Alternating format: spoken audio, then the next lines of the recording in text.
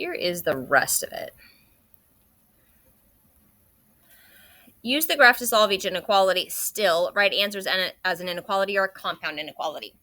Now, the thing that makes this problem a little bit more work than B is that on the left-hand side of the inequality, I have a quadratic expression, which means I get to graph a quadratic function. So, just like before, I'm going to take y equals the left-hand side of the inequality and graph that. And then I'm going to take y equals the right-hand side of the inequality.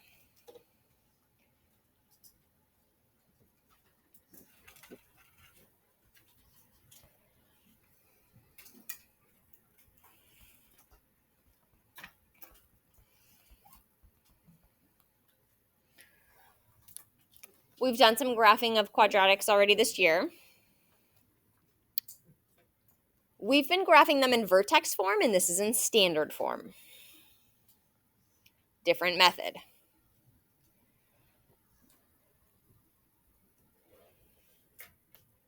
So, throwing it back to last year. To find the vertex, let's see.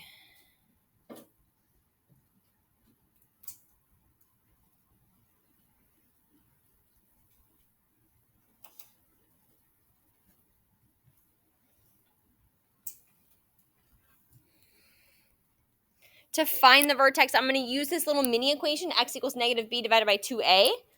Then I'm going to plug that in to find the y value.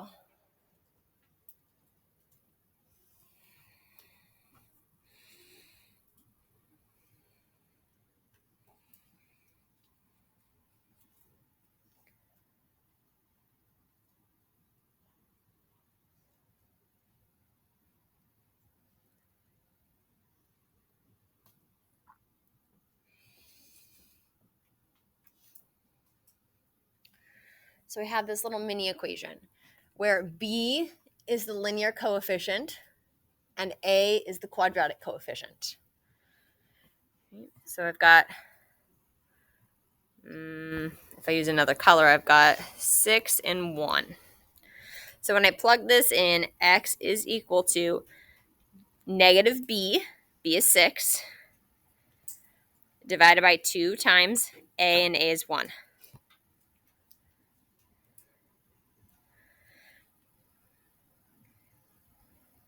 Negative 6 divided by 2 gives me a negative 3.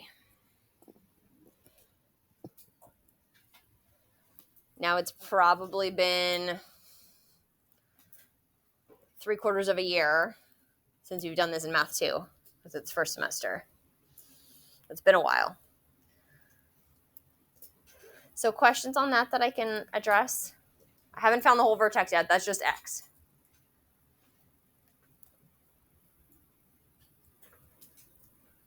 Okay.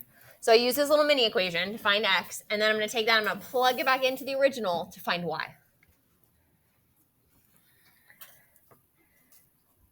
So my original equation is y is equal to x squared plus 6 times x plus 5.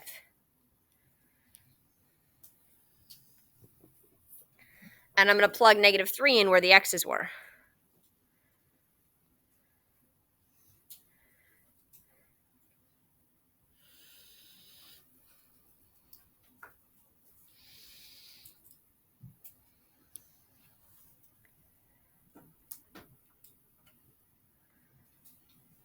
So if I have negative 3 quantity squared, the whole thing squared gives me a 9. 6 times negative 3 is a minus 18. And then a plus 5 at the end.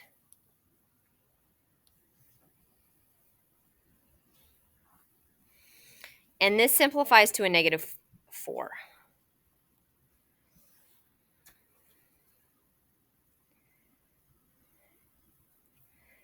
That gives me my vertex.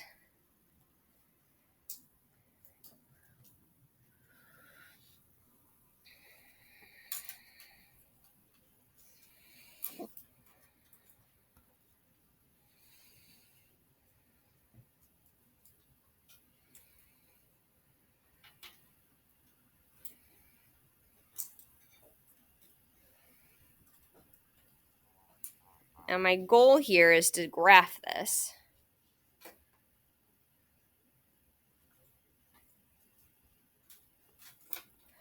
And find the intersection of the two parts of functions.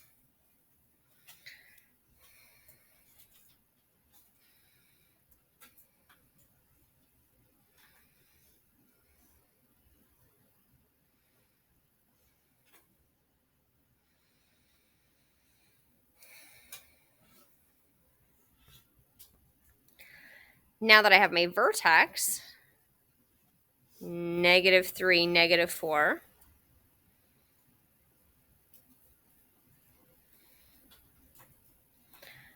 I know this graph has a positive a value, so it opens up, and it is shaped like a U.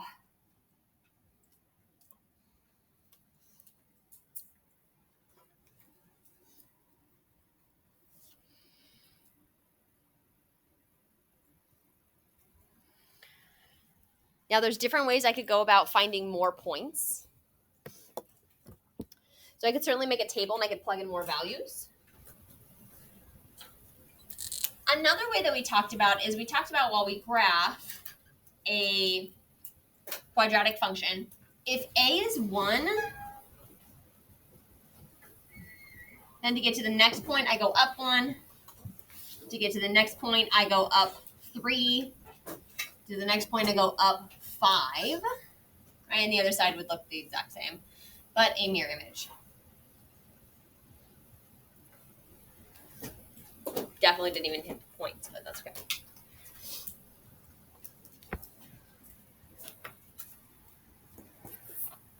So to replicate that here, I'm going to go up 1 over 1.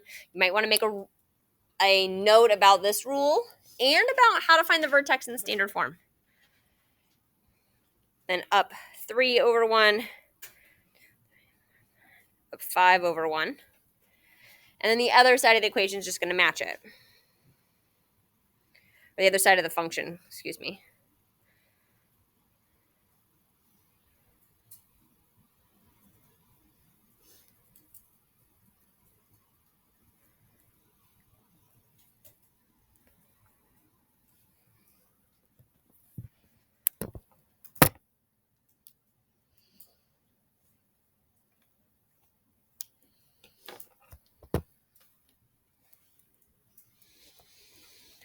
Questions on the graphing before I work on the rest of the problem?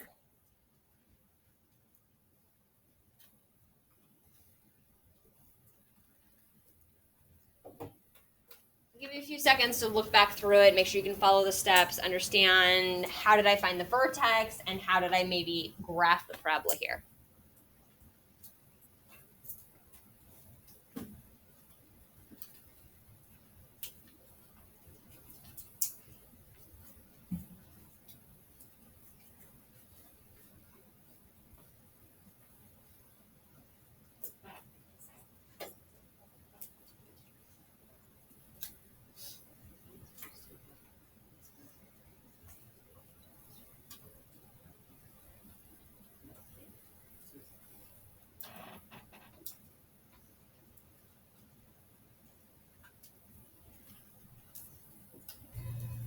Questions that I can answer, things I can re-explain.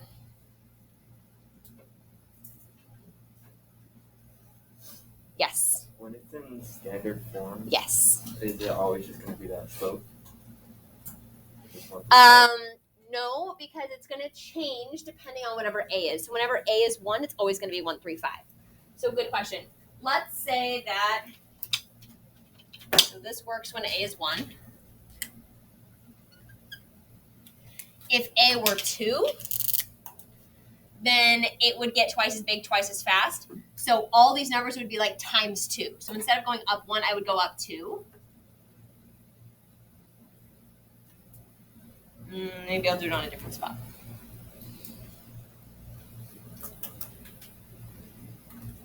So I would go up 2. And then twice as much I would go up 6. And then twice as much I would go up 10. So my increases would be twice as big. We should make it narrower, right? Yeah. Awesome. And similarly, if A were 3, it would be 135 times 3. Or if it was a half, it'd be 135 times a half.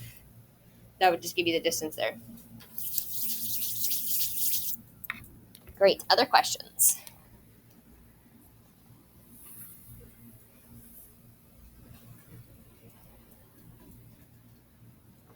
Again, that's not the only way to do it. The other way you could do it is you could just put some values of x close to the vertex and you could plug them in and see what you get. Like I could pick -2 and -1, plug them into the function and come up with a table. So you have options. All right, so to finish this problem, I still need to graph y equals 0. Well, we practiced yesterday, if we did look up. Y equals 3 is a horizontal line at 3. Y equals 0 is going to be a horizontal line at 0. So I go to y equals 0, and y equals 0 is actually just the x-axis.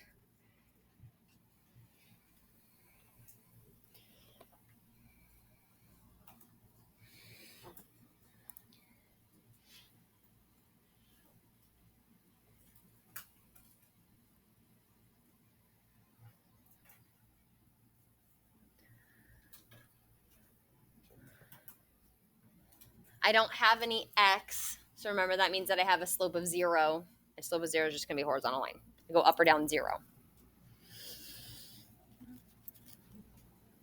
Now to get to the root of the question, it's asking when is the quadratic greater than 0, right? Where is it positive? So that occurs anytime the blue, because I did this one in blue, is above this red color. And that's going to occur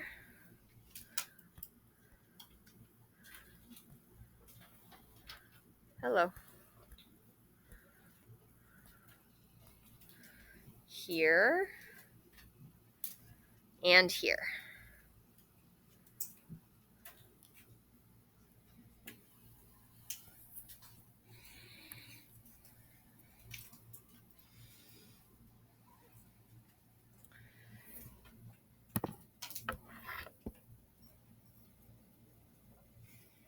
Answer is the x values. I only care about the x values. So imagine that I'm taking this and I'm smashing this highlighted part down onto the x value, onto the x-axis, right? So this is going to be highlighted, this point's going to be highlighted, this point's going to be highlighted, right? If I bring all these down, and same thing over here. This point, -5 will be highlighted, -6 will be highlighted, -7 will be highlighted if I smash it all down. So I actually am going to have two inequalities of where this graph is true. So at -1 and all the numbers greater, and at -5 and all the numbers less. So let's write that. X is less than -5, and x is greater than -1. And I'm not quite done because I need to make sure if that's greater than or equal to.